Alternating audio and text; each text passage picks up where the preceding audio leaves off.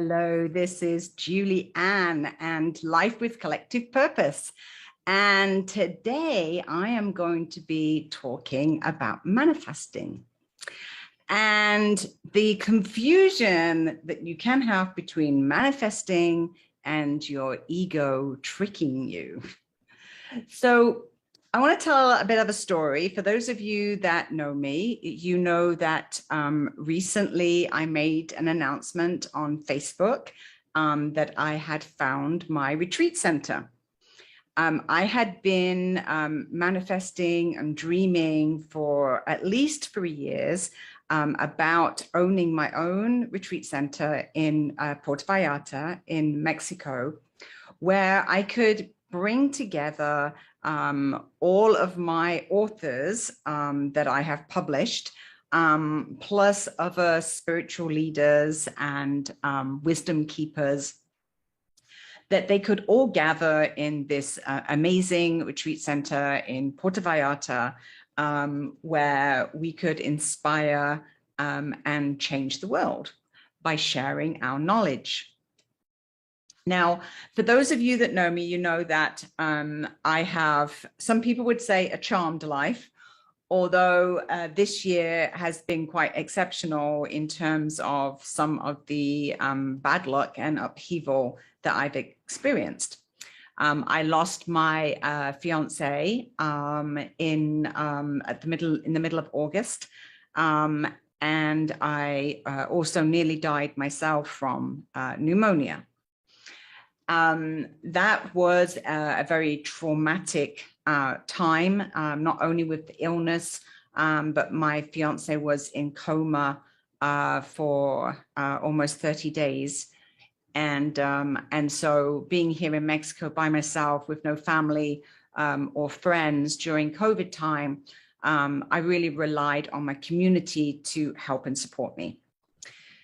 So, of course, my community was really delighted to hear that I'd had a turn of events and that I had found my retreat center and that I would be moving there. Now, the turn of events would be extraordinary in any circumstances. But the fact that this did not turn out to be the way I expected it to be makes it even more extraordinary. So let me tell you the story. So when my fiance died, his nickname was Azuka, which is sugar. He was a really extraordinary man, full of joy. And everybody that had met him was always happy when they were around him because he was just so joyful. Now, when he passed, I had quite a few people helping me to connect with him on the other side.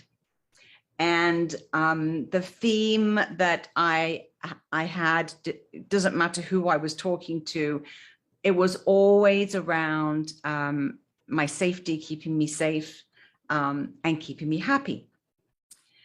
And so I had been, communicating with Azuka as I was going through the journey of grief. And I clearly remember that I was driving into Puerto Vallarta, into Old Town, and I'm in the car and I'm chatting along with Azuka. And I said to him, Azuka, I think I'm ready for a new partner. I feel very lonely. I miss you so much. I miss the company of somebody who's joyful all the time. I miss the companionship and the encouragement. I miss the nurturing and the love. And I kind of gave up a whole list, of what my new partner would be, which would be all that Azuka was to me, Plus he would be a techie and he would be a handyman, because those were the two pieces that were, kind of missing from Azuka. And then I also said, it would be really, really good as well if he was, young and handsome and, all the things that, you want from a young and handsome man. So I put the word out there, and it seemed that as soon as I said that suddenly I was attracting a lot of connections with young men, and that can be unusual in Puerto Vallarta. It's not that easy for a single woman to actually meet a straight guy in Puerto Vallarta. So anyway, I just decided that if I just really focused on manifesting my dream partner and manifesting my retreat center, that these would be two areas that would bring a lot of joy and a lot of happiness into my life.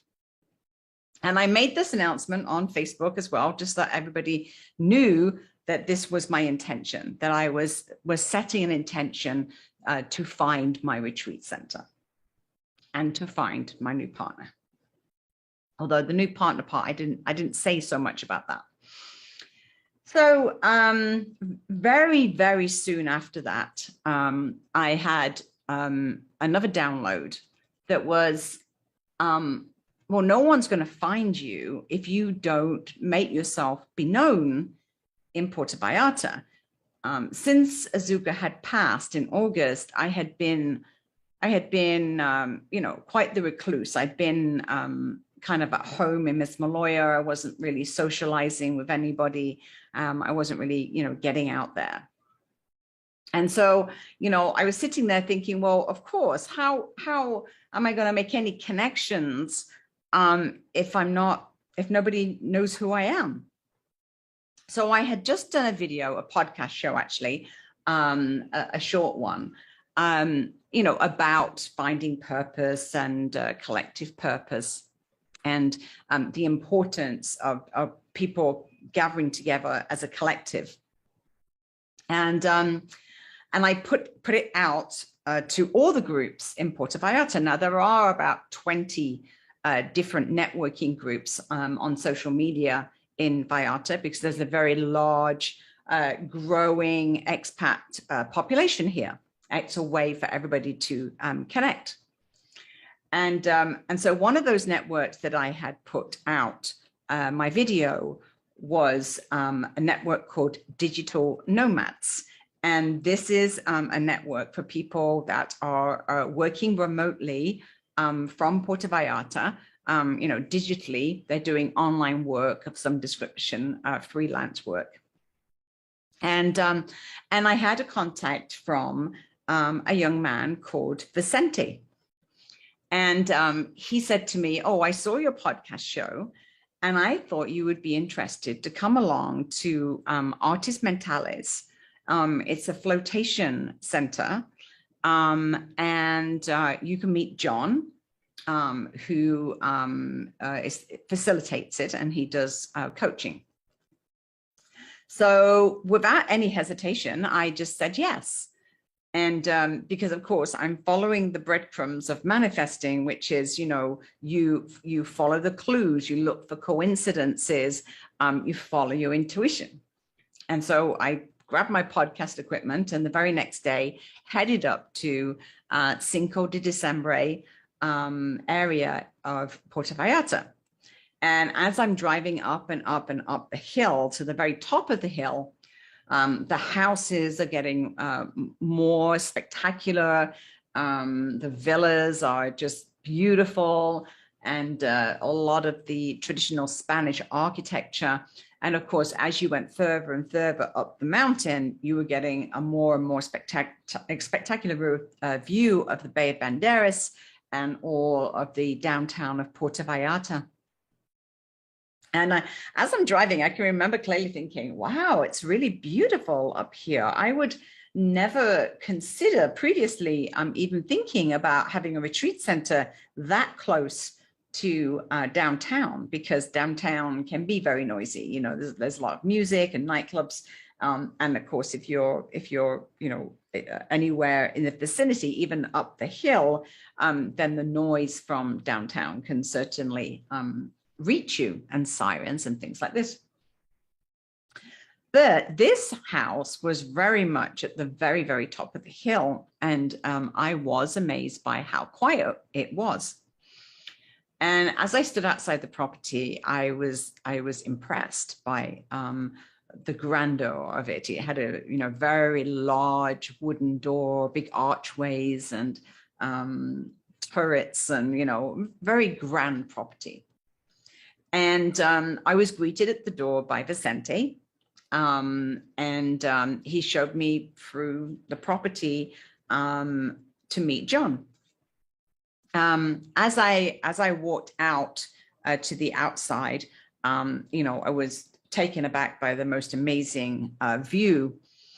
And John introduced himself to me, and as I'm looking around the property, I happened to look over you know, the edge of the building, and there was a casita, and I said, "Oh, that's is that your property as well?"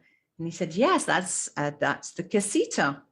It belongs to the property, and in fact, our tenants have just moved out. If you know anybody who's interested in renting." Of course, my mind is going like crazy, because this is the first time I had seen this area, and I was impressed by the area. I said, "Oh, actually, you know, I may be interested myself." Anyway, we continued to talk, and as a continuation of that conversation, I had mentioned the reason why I was thinking of moving was because my fiance had died, and I was now living in this quite large property by myself in Miss Maloya, which is, you know, it's in the jungle. It's very isolated. Great if you're a couple, not so great if you're by yourself. And then as I told him that story, John said to me, "Well, that's a coincidence, because I actually lost my partner, Sandy, around the same time." And I said, "Wow, that's amazing. Well, that's an amazing coincidence." And just as I said that, there was a large bumblebee that kind of buzzed in front of my face, and I had used this in meditation as a sign. You know, if I was going down the right path towards manifesting my dreams, this sign would be there. So I'm looking at all these coincidences, and then John said to me, in fact, Sandy had said to me when she passed, because I said to her, "You know, what's going to happen to this place after you leave? You know, you're the one that's been bringing all the customers. You're the one that's been bringing the energy and the light. You know, I don't know how to run this retreat center. What's going to happen?" And she had told him, "Don't worry, a woman will be coming along. She's going to take care of everything, and she's going to bring a lot of light and energy and people to the retreat center." And so then he kind of looked at me and he smiled and he said, "And there you are." So I kind of laughed and showed me around the building. It was 6 bedrooms. It had a really large living room space. You could easily fit 100 people. And immediately I can see the picture of events there. I can see, you know, like a Sunday gathering of spiritual people. I can see music events. I can see salsa events. I can see writing retreats. I can see spiritual gatherings. I could see pool parties. You know, there was all these things that I was visualizing, you know, art therapy retreats and meditation and dance classes and yoga. And, you know, like literally, it was like a vision that I could see. And so I took that as a sign. I took that as a sign that my dream for a retreat center was manifesting. And John was encouraging me and saying, you know, you can just come and do what you want with this building. You know, I just have one room in this property. And with Sandy not being here, there's no business, the place is dead. So you're welcome to come here. You can stay in the main house if you want. You can rent the casita, just whatever works. And I was like, wow, that was easy. Here's my retreat center. I haven't even had to purchase it or spend any money, and basically being given free reign of this place. So it was kind of a no-brainer. So I immediately thought, okay, that's it then. So I'm going to pack up Miss Maloya, pack up the apartment. It was on a lease, so I had 6 months left of my lease agreement. So I started getting the word out to sublet to one of my friends for the rest of the period, and I started to pack up. I very quickly started the move to the retreat center and the casita, and started investing a lot of money in creating a home in the casita. Painting it, decorating it, organizing, and quite quickly started to discuss and organize what was needed to be done to the main house, so that I could start bringing people in, and even started to look at events as close as the last week of December, and started to put it on the website and everything. So, this was the done deal. This was the Influence Publishing Retreat Center. My dream had come to life. I had manifested my dream retreat center. Now, in the meantime, as I'm going, backwards and forwards, and John and Vicente were extremely helpful, because I was still at that time in quite heavy grief.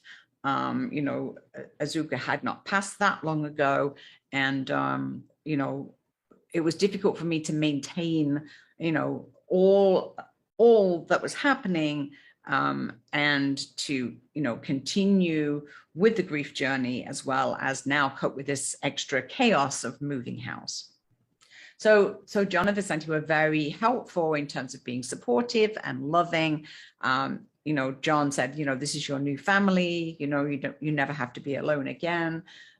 Vicente was very helpful. He was coming to the house and helping me move things, and helping me clean up the casita. And kind of before I knew it, Vicente had become a very good friend. He was coming down to the casita. We were having a glass of wine at nighttime as we were organizing the house. We were having very deep spiritual conversations. I was sharing all my dreams for the retreat center, and we started to get quite close. Then things started to crumble, and it was a very strange situation, because John started behaving a little strangely. Now I realized he was also in heavy grief. And so, that's not a good situation. Emotions are running high. But I decided to kind of back off. I'm like, okay, maybe I'm putting up too much pressure in terms of getting things up and running too quickly at the retreat center. The next thing I know is I received an eviction notice, basically saying that the big house had been sold, and therefore the casita had been sold, and I needed to leave the property. Now, of course, at this point, I'm just like, what? This is my dream. I've shared this with everybody. I've told everybody about my new retreat center, the Influence Publishing new retreat center, and and how amazing it is. And I'm letting my ego really get carried away, because everybody on Facebook's congratulating me and saying, oh my goodness, Julie, you're so amazing at manifesting, you're the magical manifester. Oh my God, how do you do it? And basically I just allowed my ego to just run with this. And I think somewhere along the line, I had mixed up, manifestation of my dream, the retreat center, and forgetting, to do things like put stuff in writing, get clarity, etc. So So this was not my dream. This was not my retreat center. And after spending 6 weeks decorating, planning, making the casita beautiful, and, you know, pretty much within 6 weeks, I still had boxes unpacked. And now I was being asked to move out. Now, the one person that was an absolute rock through this whole thing was Vicente. And by this time, we had started to get romantically involved. And as the pressure and the stress of my dream being taken away from me, and having to move again after only 6 weeks, we became closer and closer within our relationship. And I realized that this was connected to Azuka. And the turning point of my realization for that was one evening, we're having dinner, and Vicente suddenly looked at me with a strange, not a strange, but a very calm look on his face. And he just said, "I give Azuka permission to use my body." And the next thing I know, Azuka was in Vicente's body, communicating with me directly through Vicente. Now, this has happened a few times since, and we've got help in terms of supporting us in that communication, but realizing that this whole story of manifesting a retreat center was never about the retreat center. It was only my ego that made it about the retreat center.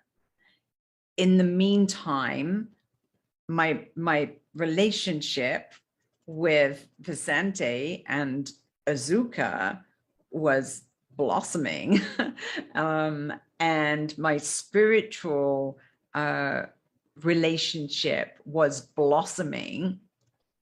But I was letting my ego distract me from all of that was happening as well because of the retreat center. So the minute I let go of the retreat center and said, this is not actually my retreat center. This was never about the retreat center. This was always about Azuka and Vicente. And now I realize that when it comes to manifesting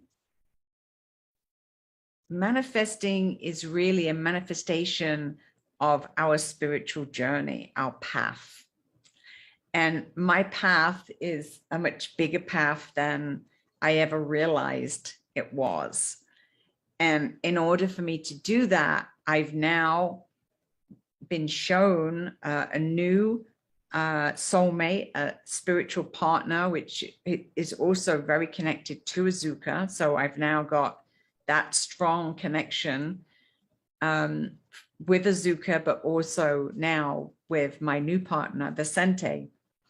And together we're having very deep spiritual conversations about the new generation of healers, which is Vicente.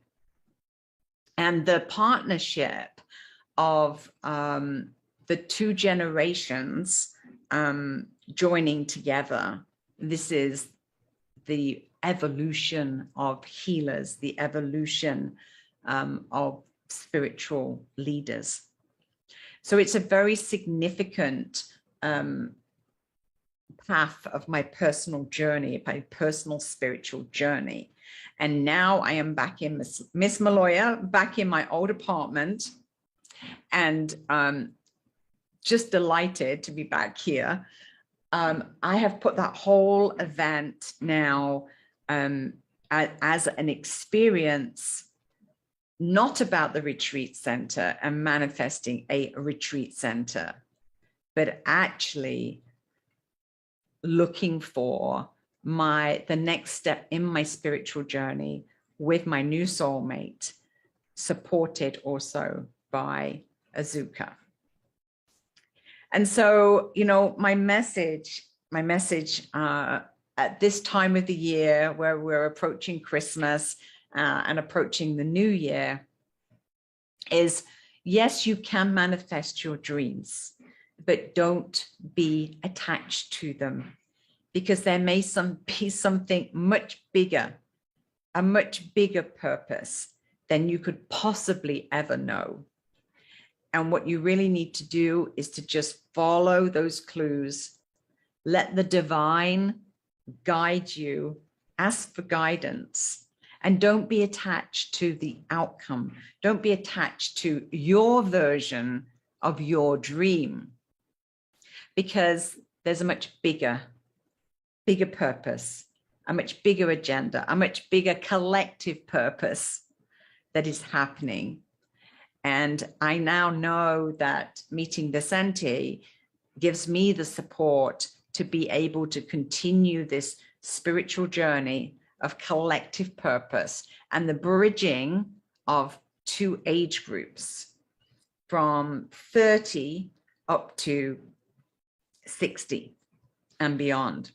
But the bridging of those two generations of healers and the 40 to 60 year olds mentoring and helping the 30 to 40 year olds, which are the new generation, the new evolution of healers that are all waking up right now. That is the manifestation, not the retreat center. So listen to the guidance, but don't be attached to the outcome, because you might actually be surprised that what the divine has in store for us is much bigger than we could have ever imagined.